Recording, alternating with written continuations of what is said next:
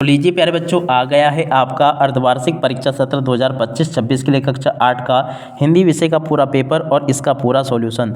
जी हाँ प्यारे बच्चों, जैसा पेपर मैं आपको यहाँ पर दिखाऊंगा ना, ठीक वैसा का वैसे क्वेश्चन पेपर आपको परीक्षाओं में देखने को मिलेगा।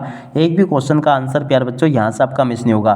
तो चलो अपन जल्दी से आगे बढ़ते हैं, समझते हैं कि आपका अर्धवार्षिक परीक्षा सत्र 2025-26 का कक्षा 8 का हिंदी का पेपर आपको परीक्षाओं में देखने को कैसा मिलेगा।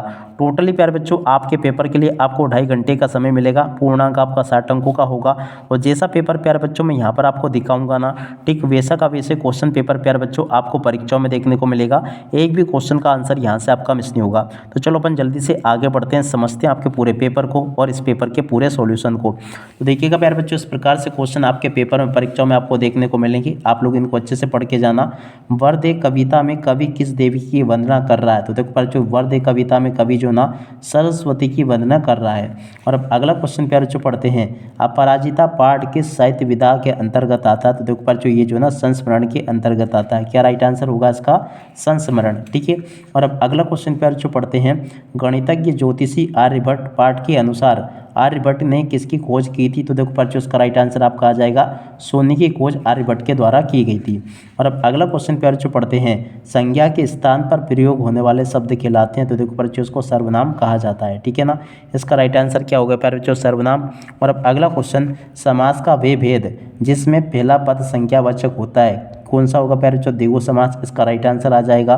देखो इस प्रकार से मेरे द्वारा आपको यहाँ तक के सभी क्वेश्चन और उन क्वेश्चन के आंसर बता दिए गए हैं। जैसे क्वेश्चन प्यारे बच्चों मैंने आपको बताया ना, ठीक वैसे के वैसे क्वेश्चंस आपके पेपर में परीक्षाओं में देखने को मिलेंगे।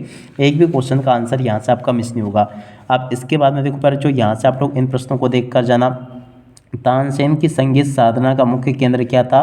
देखो प्यारे बच्चों, यहाँ से आपको लिखकर आना होगा ग्वालियर। और अब अगला क्वेश्चन, जल का पर्यायवाची शब्द क्या है? नीर और पानी है। तो देखो प्यारे बच्चों, यहाँ पर आपको नीर और पानी लिखकर आना होगा। और उसके बाद में चलो अगला क्वेश्चन मैं आपको बताता हूँ, बुराई शब्द का विलोम शब्द क्या होगा? तो देखो प्यारे बच्चों, यहाँ पर आपको लिखकर आना होगा भलाई। बुराई का विलोम क्या होगा प्यारे बच्चों? भलाई हो जाएगा। और अब अगला क्वेश्चन, बिरसा मुंडा को लोग के नाम से पुकारते थे? देखो प्यारे बच्चों, बिरसा मुंडा को लोग जो ना धरती आबा के नाम से पुकारते थे। किस नाम से? धरती आबा के नाम से बिरसा मुंडा को पुकारते थे। और अब अगला क्वेश्चन प्यारे बच्चों पढ़ते हैं, मुहावरा आंख का तारा का अर्थ है? तो देखो प्यारे बच्चों, इसका अर्थ होता है बहुत प्रिय होना। ठीक है, देख सकते हो प्यारे बच्चों, यहाँ तक के सभी क्वेश्चन और उन क्वेश्चन के आंसर मेरे द्वारा आपको बता दिए गए हैं। जैसे क्वेश्चंस प्यारे बच्चों आपको मैंने यहाँ पर बताया ना, ठीक वैसे के वैसे क्वेश्चंस आपके पेपर में परीक्षाओं में आपको देखने को मिलेंगे। ए टू जेड इसी प्रकार का क्वेश्चन पेपर प्यारे बच्चों आपका परीक्षाओं में आएगा। एक भी क्वेश्चन का आंसर प्यारे बच्चों यहाँ से आपका मिस नहीं होगा। ठीक है, तो यहाँ तक के क्वेश्चन और उन क्वेश्चन के उत्तर प्यारे बच्चों मैंने आपको बता दिए थे। उसके बाद में देखो आप लोग इन प्रश्नों को पढ़ लें, आत्मविश्वास पाठ के अनुसार सफलता प्राप्त करने के लिए क्या आवश्यक है? तो देखो बच्चों, उस क्वेश्चन के उत्तर को यहाँ से देख लेना। ये लिखा है कि आत्मविश्वास पाठ के अनुसार सफलता प्राप्त करने के लिए क्या आवश्यक है? तो देखो बच्चों, स्वयं पर विश्वास आवश्यक है। और अब अगला क्वेश्चन प्यारे बच्चों पूछा है, देख लीजिएगा, गिरधर की कुंडलिया पाठ में कवि ने किस तरह के व्यक्ति को मूर्ख बताया? तो देखो पर जो प्रश्न नंबर 12 जो पूछा गया ना, इस क्वेश्चन को यहाँ से आप लोग देख लें। उपकार का भाव रखे बिना ही दूसरे पर क्रोध करता है, वे अपनी गलती स्वीकार नहीं कर सकता। तो देखो इस क्वेश्चन के उत्तर को यहाँ से देख लो। ये पूरा का पूरा प्यारे बच्चों आपको मैंने इसका उत्तर बता दिया है। और अब अगला क्वेश्चन प्यारे बच्चों पढ़ते हैं, क्या दे रखा है देख सकते हो, प्राण जाए पर वृक्ष न जाए पाठ में किस समुदाय के लोगों का बलिदान का वर्णन है? देखो प्यारे बच्चों, प्रश्न नंबर 13 जो पूछा गया ना, 13वें क्वेश्चन के उत्तर को यहाँ से देख कर लिख देना। ये लिखा आपके पूरे के पूरे प्रश्न नंबर 13 का उत्तर। उसके बाद में देखो पहले जो प्रश्न नंबर 14 का उत्तर आपको ये दे रखा है, इसको भी आप लोग देख लें और पूरा का पूरा इसको याद कर लेना। यहाँ तक के सभी क्वेश्चन और उन क्वेश्चन के उत्तर प्यारे बच्चों मैंने आपको बता दिए हैं।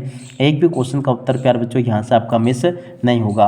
और अब अगला क्वेश्चन प्यारे बच्चों पढ़ते हैं, वाच्य के मुख्य भेदों के नाम लिखिए। देखो प्यारे बच्चों, वाच्य के मुख्य भेदों के नाम क्या क्या है? कर्तवाच्य, कर्मवाच्य और भाववाच्य। ठीक है।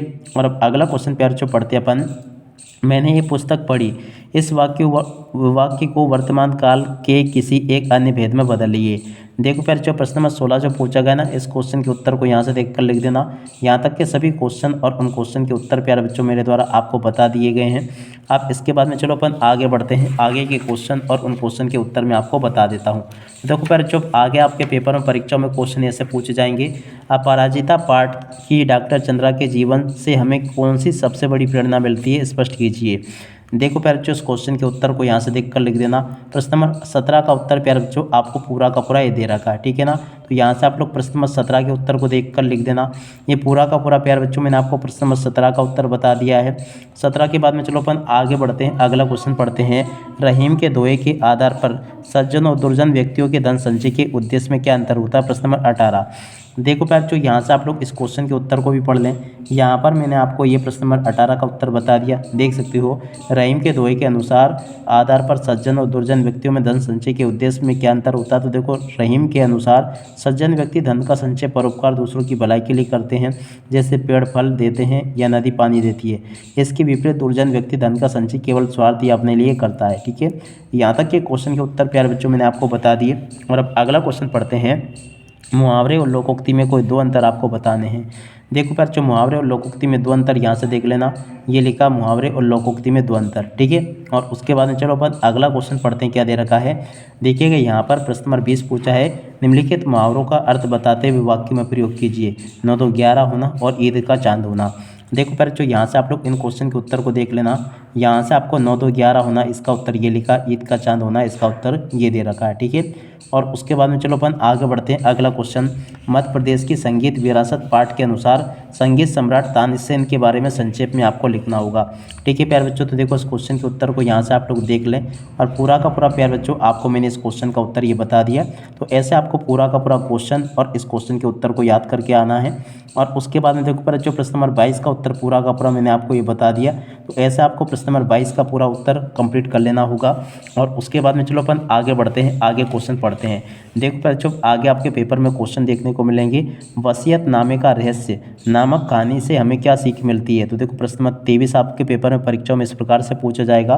तो देखो, इस क्वेश्चन के उत्तर को यहाँ से देख कर लिख दो। ये लिखा पूरा का पूरा। और उसके बाद वाले क्वेश्चन का उत्तर प्यारे बच्चों ये लिखा है, ठीक है। और उसके बाद में देखो प्यारे बच्चों, प्रश्न नंबर 24 को पढ़ते हैं। निम्नलिखित पद्यांश का भावार्थ आपको लिखना है। ये पद्यांश प्यारे बच्चों आपको दे रखा है, इसका भावार्थ आपको इस प्रकार से लिख देना है, ठीक है। ये भी मैंने आपको बता दिया। और अब अगला क्वेश्चन प्यारे बच्चों पढ़ते हैं। अपने प्रधानाध्यापक को बीमारी के कारण 3 दिन की छुट्टी लेने हेतु एक आवेदन पत्र आपको लिखना होगा प्रश्न नंबर 25 में। देखो पर जो प्रश्न नंबर 25 के उत्तर को यहाँ से देख कर लिख दो। ये पूरा का पूरा प्यारे बच्चों आपको मैंने प्रश्न नंबर 25 का उत्तर बता दिया है। A to Z आपके पेपर में परीक्षा में क्वेश्चन ऐसे पूछे जाएंगे जैसे कि आपको मैंने बताए। तो आप लोग इसको अच्छे से याद करके जाना, जैसा कि मैंने आपको बताया है। और 25 के बाद में देखो बच्चों, प्रश्न नंबर 26 का उत्तर ये दे रखा आपको। तो यहाँ से आप लोग प्रश्न नंबर 26 के उत्तर को भी पूरा देख लो। A to Z आपके पेपर में परीक्षाओं में आने वाले सभी के सभी क्वेश्चन और उन क्वेश्चन के उत्तर मैंने आपको बता दिए हैं। तो आशा करता हूँ कि प्यारे बच्चों ये आपको सभी के सभी क्वेश्चन और उन क्वेश्चन के उत्तर अच्छे से समझ में आ गए होंगे। और जैसे क्वेश्चन प्यारे बच्चों मैंने आपको बताया ना, ठीक वैसे के वैसे क्वेश्चन आपको परीक्षाओं में देखने को मिलेंगे। आप इसी के साथ में प्यारे बच्चों देख सकते हो, यहाँ तक के सभी क्वेश्चन के उत्तर मैंने आपको बता दिए हैं। अब इसी के साथ में प्यारे बच्चों इस वीडियो को यहीं पर पूरा करते हैं। नमस्कार, जय हिंद, जय भारत।